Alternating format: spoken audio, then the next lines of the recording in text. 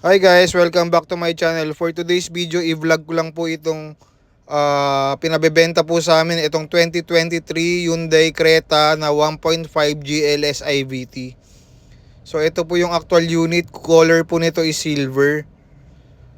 So ito, meron lang po siyang minor scratches dito sa front na bumper.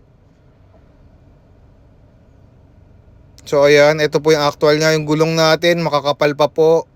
Ito po is test drive unit po namin dito sa Hyundai Makati. So kung interesado po kayo, ang presyo po nito 650,000.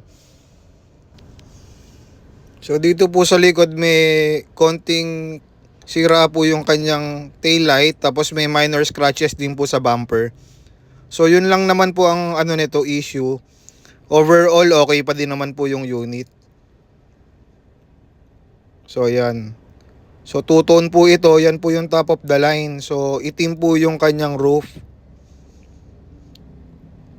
Tapos yan po yung susi niya, keyless entry na. Ang color po ng interior is beige. Leather po yung ating upholstery, leather din po yung ating steering wheel. Tapos push start na din po siya. Tapos ito ang milyahe nito 7,546 pa lang. So kung kukunin nyo ito, ito hindi pa kasi naka-register ito. So parang ang lalabas po is kayo pa rin po yung first owner yan. May traction control, electronic brakes, may auto hold. So sulit na sulit to sa 650,000. So kung interesado po kayo, pwede nyo po akong i-message. Maayos pa po ito, may aircon vents din sa likod.